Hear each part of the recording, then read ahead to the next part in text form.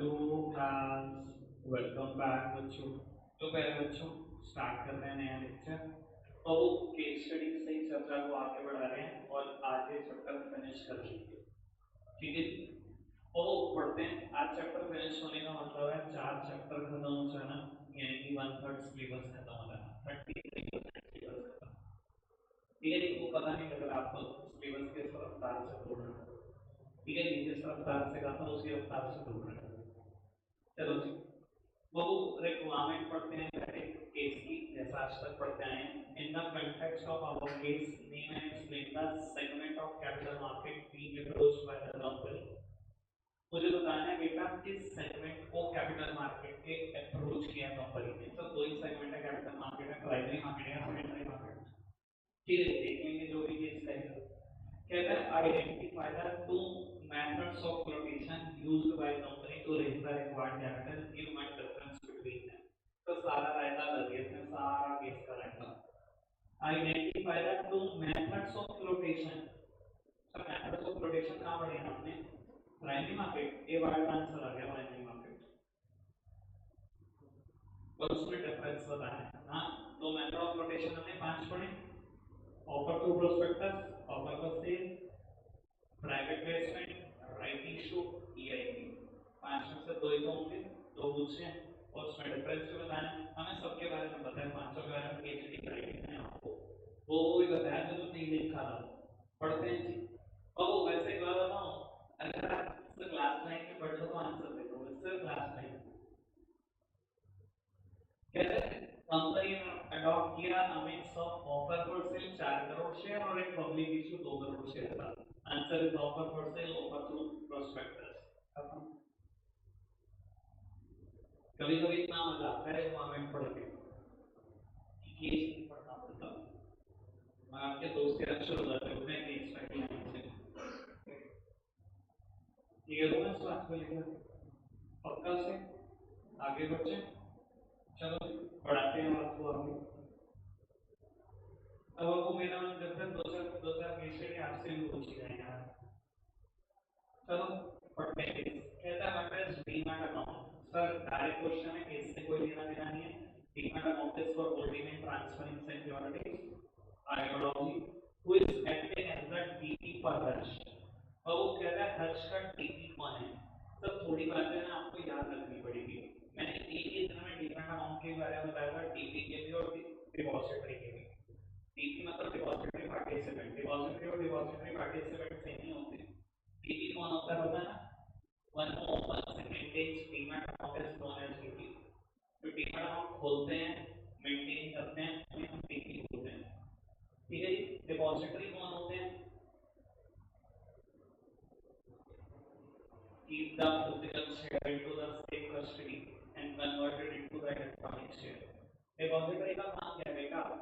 Physical share को safe custody में रख देना, उसको कन्वर्ट कराना इलेक्ट्रॉनिक शेयर में। हमें दो ही है depository, one is NSDL and second one is CDSL. NSDL याद आया कुछ? National security depository limited. CDSL central depository services limited.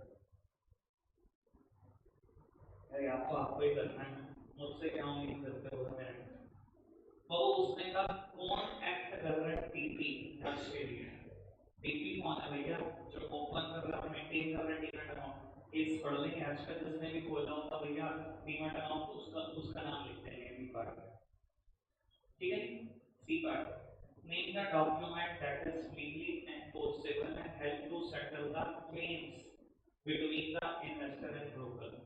तो वो कह रहा है कौन सा डॉक्यूमेंट है जो लीगली मतलब लॉ के हिसाब से है डॉक्यूमेंट जो हेल्प करता है क्लेम सेटल करने में इन्वेस्टर और ब्रोकर के बीच। एक ही डॉक्यूमेंट है, मैंने आज तक ये नहीं पढ़ा है आपको।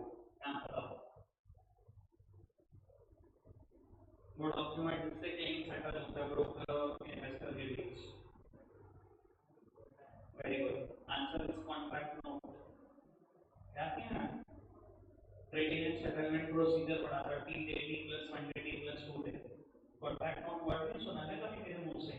ऐसे रिएक्शन दे रहे हो या फिर वही हो देखो, मतलब मेरे को समझ नहीं आता। मैं 15 दिन चैप्टर चला चुका हूँ, तुमने वही रहना है।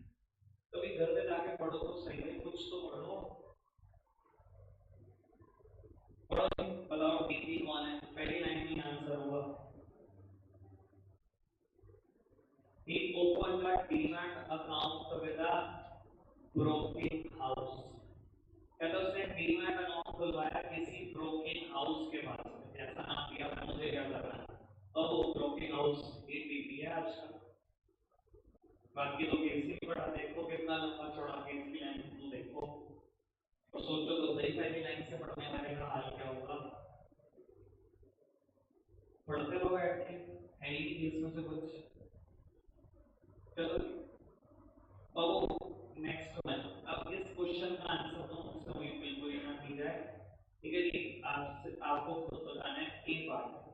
He can explain the way through which the company can raise finance by allotting securities to selected individuals and institutions only।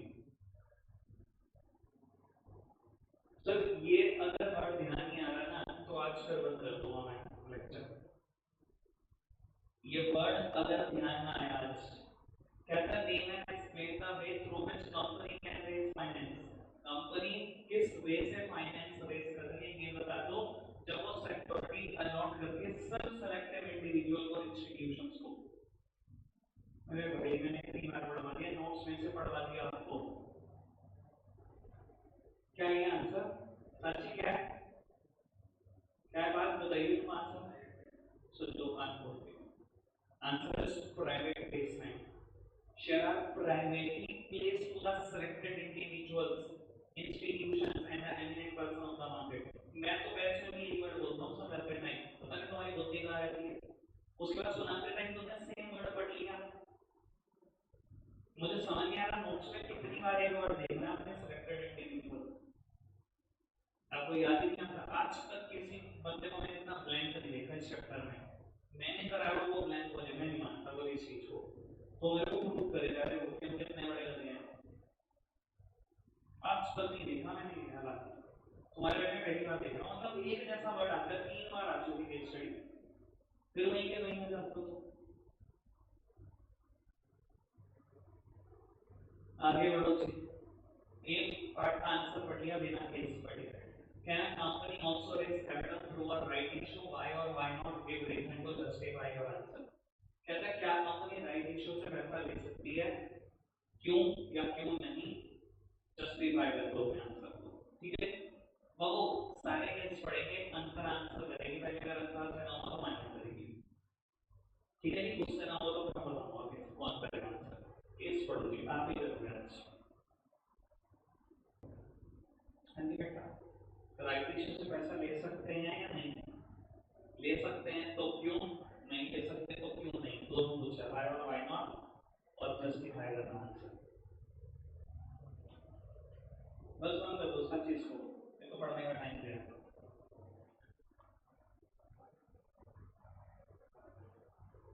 हाँ जी मैडम, नहीं समझ में आया केस?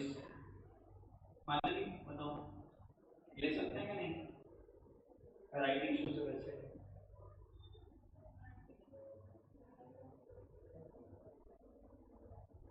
नहीं मेरे को तो पता नहीं, तो कभी ऐसा कोई लॉजिक बताया नहीं जैसा आप बता रहे हो। राइट इशू अगर ढंग से पढ़ा था तो मैं आंसर निकाल दूंगा मैं। जल्दी जी बताओ ले सकते हैं कि नहीं? या तो आंसर हाँ होगा या ना होगा, बीच के बने मत रहो। हाँ या ना बात ले सकते हैं। हाँ पढ़ो पढ़ो बिल्कुल पढ़ो जी, पढ़ते रहो। कोई बताना चाहता है हैंड रेज कर सकता है, कोई भी आपकी इच्छा। क्या जस्टिफाई जरूर करना। हाँ बच्चे नहीं ले सकते क्यों? वो क्या हो गया मुझे लॉजिक समझ में आ रहा। भाई पढ़ते नहीं तुम कुछ भी, एक आध बच्चा ये जो बस मैं कह सकता हूँ मैं कुछ पढ़ता है। क्लियर कट लिखा हुआ है, company have decided to only raise capital for the first time. Company पैसा पहली बार रेज कर रही है और राइट इशू के शेयर पता है किसको इशू होता है? It is the right given to the existing share holder to subscribe the new capital of the company in your existing ratio। क्या existing shareholder है हमारे पास? पहली बार बताऊँ तो इनिशियल इशू और राइट इशू हो सकता है, बीमारी का नहीं खाएं, एक लाइन नहीं पड़ेगा पेशेंस के साथ, सेफ परफॉर्मेंस।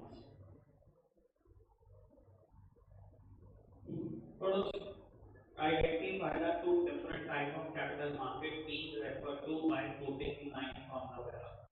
कैपिटल मार्केट के दो टाइप है, सबको पता है भाई, 90 सेकंड में मुझे पता है, लाइन कोड करनी है,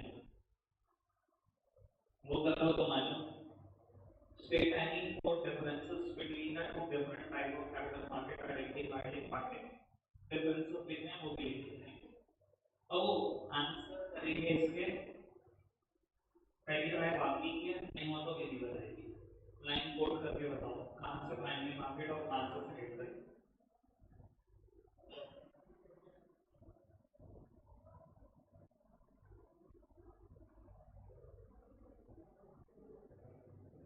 यहाँ से क्या है, प्राइमरी और सेकेंडरी कहाँ तक है, कहाँ तक, कंपनी तक। अच्छा वेरी गुड। सेकेंडरी बस ठीक है। तो Arsh Ajay to invest in a forthcoming IPO of a future company.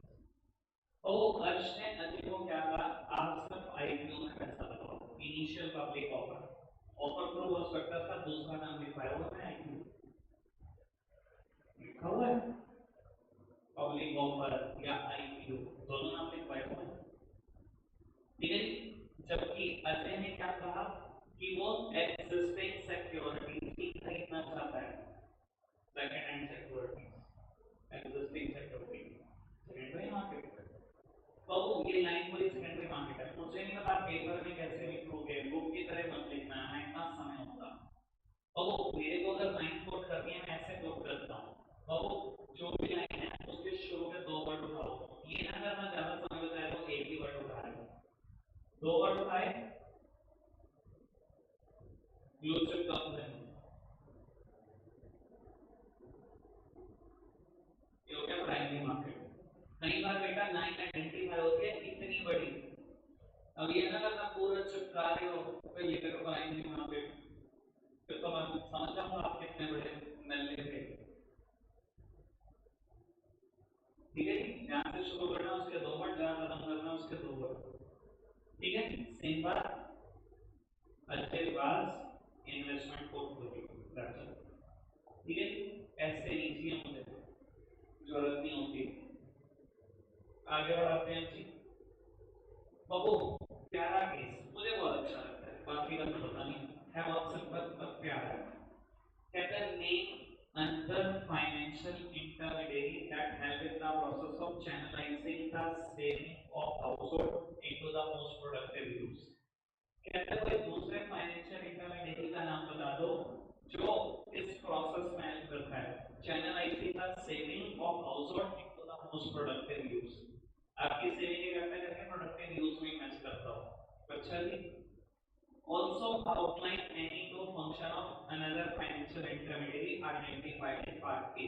जो भी पार्ट में फाइनेंशियल इंटरमीडिएरी आइडेंटिफाई करेंगे उसके दो फंक्शन भी लिख रहे हैं। सर मेरे कोर्स में कितने फाइनेंशियल इंटरमीडिएरी हैं जो प्रोडक्टिव यूज में कन्वर्ट करते हैं, उसके फंक्शन है सिर्फ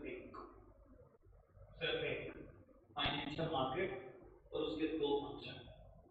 सर आपको ये लग रहा होगा कि बार बार अनदर फाइनेंशियल इंटरमीडिएरी क्यों बोल रहा है, क्योंकि केस में इसने फाइनेंशियल इंटरमीडिएरी का जिक्र किया है, और जब मैंने चैप्टर शुरू किया था ना, मैंने दोनों फाइनेंशियल इंटरमीडिएरी का जिक्र किया हुआ है आपसे। मैं याद करा देता हूँ शायद, क्योंकि आपकी बुद्धि बहुत कमजोर है, याद नहीं आता आपको बार बार। मैंने कहा था शुरुआत ऐसी करी थी, आप कहोगे कि मैं वीडियो के शुरू में 15 मिनट दिखा दूं तो भी दिखा दूंगा। हाउस होल्ड सेविंग करते हैं बैंक्स में, और बैंक इस पैसे को लैंड कर देते हैं टू द बिजनेस फर्म्स, याद है। और बाबू फिर मैंने यही कहा था कि बेटा बिजनेस फर्म्स अपने शेयर इशू करती हैं फाइनेंशियल मार्केट में, और ये शेयर खरीदते हैं हाउस होल्ड्स, क्योंकि इन्होंने शेयर खरीदे हैं तो पैसा ये यहाँ देते हैं और ये पैसा यहाँ बचाते हैं, यानी कि घूम फिर के पैसा चलता यहीं से है और पहुंचता यहीं पर है। चैप्टर की शुरुआत यहाँ से होती है। और मैंने कहा था इस प्रोसेस को बोलते हैं फाइनेंशियल इंटरमीडिएशन और इनको बोलते हैं फाइनेंशियल इंटरमीडिएट। सुनो ये बात, इन दोनों को क्या बोलते हैं? Financial intermediate. सुनवाऊं अगर आप कहो तो? किसको लगता है मैंने नहीं बोले वो वर्ड? इंटरमीडिएट मतलब मिडिल मैन, ये बोला था कि बैंक में कितना डालना है और फाइनेंशियल मार्केट में बस इधर रहे तो उधर को जाने का काम करते हैं, ठीक है? अगर आप केस पढ़ दोगे ना, मैंने तो केस की हवा निकाल दी सीधा ही। जब जैसे ही उसने बी पार्ट पूछा ना तो फंक्शन लिख दो। मेरे कोर्स में बैंक के फंक्शन है क्या? बीएसटी में बैंक के फंक्शन है, बताइए। तो किसके फंक्शन पूछ रहा होगा?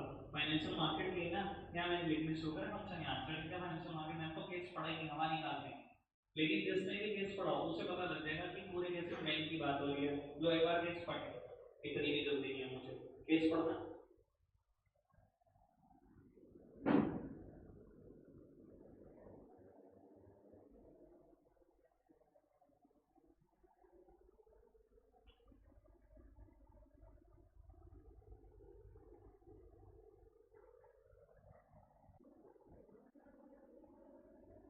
आगे बढ़ाते हैं बात,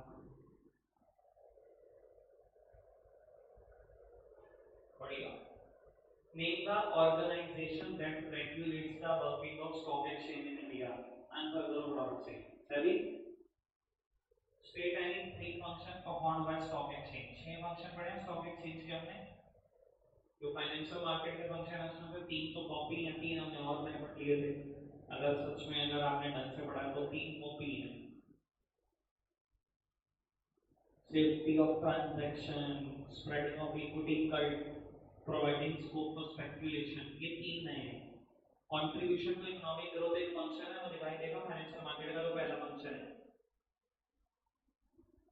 पढ़कर देखना, चलो क्या फंक्शन है, 3 लिखते रहेंगे। Give any 2 advantages of screen based trading. तो स्क्रीन बेस्ड ट्रेडिंग मतलब ऑनलाइन ट्रेडिंग, जो शेयर मार्केट में ये जो ऑनलाइन ट्रेडिंग हुई है इसके 2 एडवांटेज बताओ। अरे तो मतलब ये तो पढ़वाना नहीं चाहिए, आप बताओ कोई फायदा है? क्या भाई रेट बेस्ड सिस्टम ठीक था, फायदा ही नहीं है। क्या फायदा है? टाइम बचाता है, सबसे ज्यादा तो टाइम सेव करता है। टाइम कॉस्ट बहुत सेविंग है ऑनलाइन में। दूसरी चीज पता क्या है? बड़ी ज्यादा ट्रांसपेरेंसी हो गई। वरना ब्रोकर पता क्या करते थे? आपने ब्रोकर को खोल लगाई, शेयर का दाम नहीं पता तो लगता नहीं था आपको। अरे मैं ट्रेडिंग होती थी वहीं काम पता लगता था बीएससी में। आप बोल करते थे ब्रोकर को, ब्रोकर बताइए हिंदुस्तानी यूनिलीवर कितने का चल रहा है? सत्रह मार्केट में 800 रुपए होने 915। किसको पता 915 में बाई करके? उसने बाई कर लिया 915 में। 915 के हिसाब से कैसे लिए? उसने खरीदे 800 के हिसाब से। आपको क्या पता लग रहा था? नहीं, ऑनलाइन ट्रेडिंग शुरू हुई तभी तो आपको पता लगा कि शेयर का दाम ये चल रहा है। मैं खुद देख सकता हूँ, पहले का पता लगता था। क्लियर बात? हो गया बात? चलो आगे बढ़ते हैं, फटाफट से पढ़ेंगे यार, क्योंकि ना मुझे लगता है हम ज्यादा लेट कर रहे हैं, वरना खत्म नहीं हो पाएगा। What is the other name used for the funds required to meet flotation cost? बहुत ही बढ़िया, bridge financing. Name the other name used for the funds required to meet flotation cost। पढ़ाया हुआ है, ब्रिज फाइनेंसिंग है, ठीक है। Other name पूछा, कहता है describe briefly the short term instrument popularly used by the company to raise for the fund required to meet the flotation cost, who can issue them? Sir, answer is commercial paper। ये तो other name पूछा था ना, नाम तो सच मायने उस instrument का कमर्शियल पेपर ही है। कौन इशू करता है? लार्ज एंड क्रेडिट वर्दी कंपनी, ठीक है।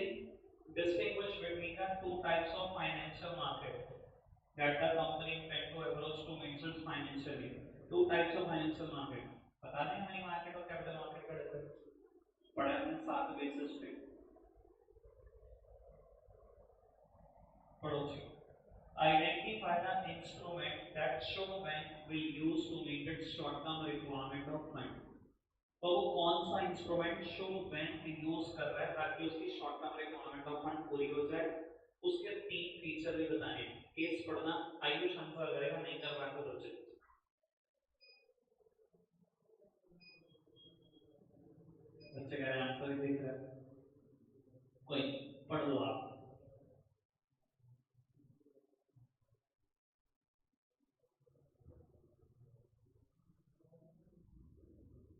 मुझे तो केस पढ़ते ही पड़ा था। और बात ये होती है तुम्हें भी चीजें एक्सपीरियंस के साथ पता लगेगी। बैंक और इंस्ट्रूमेंट इशू करना और शॉर्ट टर्म, मेरे को तो बहुत बड़ा हिंट मिल गया, मेरे लिए तो इतना हिंट काफी होता है। ठीक है ना, पर ये आपको एक्सपीरियंस के साथ पता लगेगा। सारी बात यहाँ से शुरू कर। Today, Shub Bank is likely to fall short of cash to make up for the deficit and maintain its CRR. It will have to approach another bank. Sir, answer this. Call the name. CRR maintain करने के वैसे नहीं बचे। याद है शुरुआत ही यहाँ से करता हूँ। CRR मतलब call the name।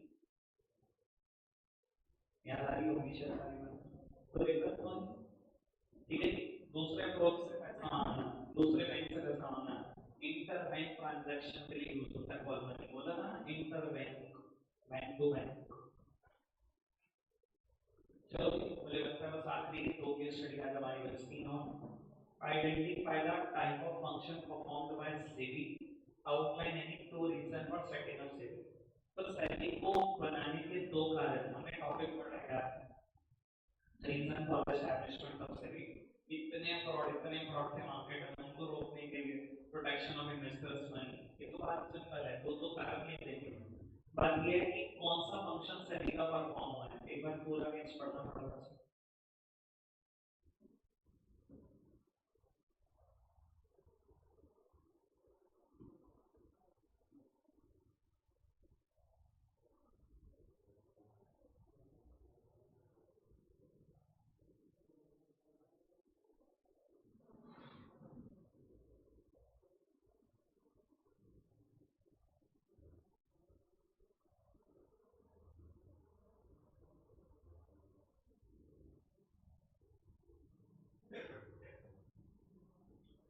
पढ़िए।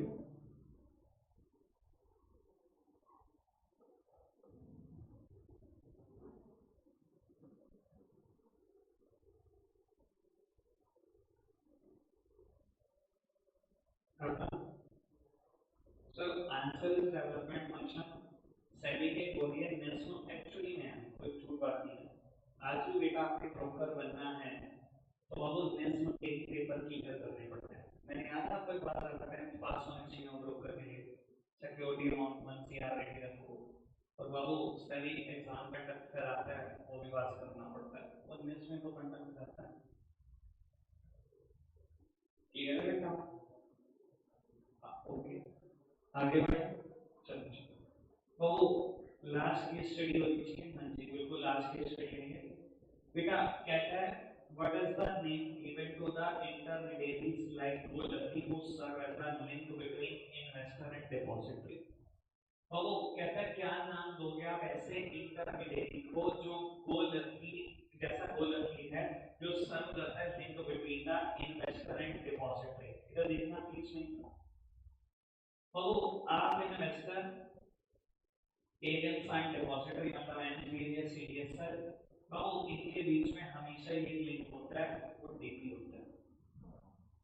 आप कभी भी बाबू ये बिल्कुल वैसे ही समझ के चलो कि देखना मित्रों, ये आरबीआई है और ये कमर्शियल बैंक है, डायरेक्टली पहुंच सकते हैं।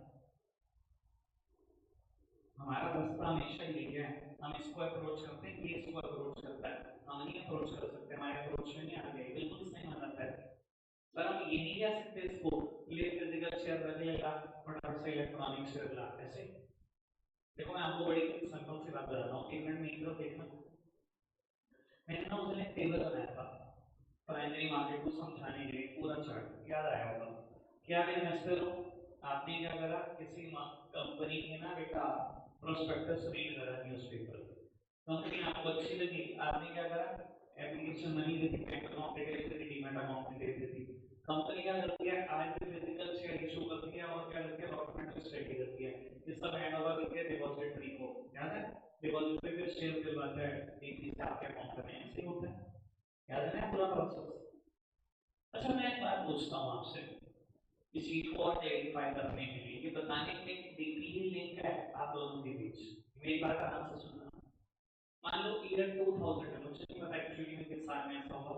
मान लो ईयर 2000 है, सही नहीं है, या फिजिकल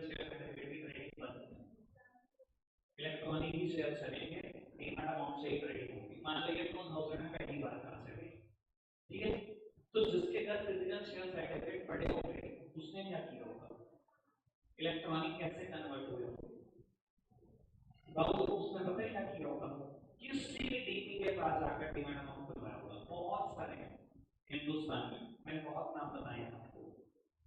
सर आईसीआईसीआई सिक्योरिटीज सभी प्राइवेट बैंक होते हैं। ICICI security, axis direct, axis का ही अपना ब्रांड है जो खोलता है डीमैट अकाउंट, उस एक्सिस डायरेक्ट होते हैं। आईसीआईसीआई का आईसीआईसीआई सिक्योरिटी, एचडीएफसी सिक्योरिटीज भी होता है, यस बैंक सिक्योरिटीज भी होता है, चार एक होता है। कोटक महिंद्रा सबसे फेमस नाम है बीपीसीजी टाइम पर इंडिया का, और आज की तारीख में सस्ते तो लोकल्स भी अवेलेबल है, सस्ते डीपी भी अवेलेबल है। टिलोटा, अस्ट्रॉक्स, कोटक नीनो, ग्रो, इन सब के नाम भी आपने सुने, बड़े बड़े। सर अगर 2000 में ये सब कुछ अगर सेबी ने बंद कर दिया था ना कि फिजिकल शेयर सर्टिफिकेट में ट्रेडिंग नहीं होगी, इलेक्ट्रॉनिक में ही होगी, सर आज तो समझ में आता है मेरे को कि आज मैं अप्लाई करूंगा मेरे खाते में इलेक्ट्रॉनिक ही शेयर आएंगे। उस टाइम पर अगर मेरे घर फिजिकल शेयर सर्टिफिकेट पड़े थे तो उसका क्या, सर मुझे पता है क्या करना पड़ता होगा। मैं किसी भी डीपी पे डीमैट अकाउंट खुलवाता हूँ, उसके बाद जाता हूँ ये मेरे फिजिकल शेयर सर्टिफिकेट है, इसको इलेक्ट्रॉनिक कन्वर्ट करा कर वो शेयर सर्टिफिकेट इसके पास भेजता है। इसका काम होता है keep the physical share into the safe custody and convert it into electronic share. मैं इसके पास नहीं जा सकता, मैं इसी के पास जाता हूँ। ये क्या करता है, इसके पास भेजता है, ये उसको सेफ कस्टडी में रखता है और इसको कहता है इलेक्ट्रॉनिक शेयर आपके खाते में डलवाता है। मैं आपको वो हिंट दे रहा हूँ, कोई नहीं देगा, अब तक नहीं होगा लोगों के इतिहास ऐसे। ठीक है ना, सब आज के जमाने का बढ़ा सकते हैं, पास्ट में क्या हुआ बहुत कम लोगों को पता है। चलो जी, name the depositories operating in India, दो ही है, एनएसडीएल एंड सीडीएल सर। ठीक है, और mention any one function performed bye गोलकी एज अ टीपी। गोलकी टीपी है, उसका फंक्शन बताओ। वैसे तो इसमें हद कर दी, अगर एक आदमी तीनों रिक्वायरमेंट पढ़ देता ना तो पहले पार्ट का आंसर लिख देता। इसने पूछा गोलकी को आप क्या बोलोगे, ये लो यहाँ आंसर आ गया, तीन बोलो।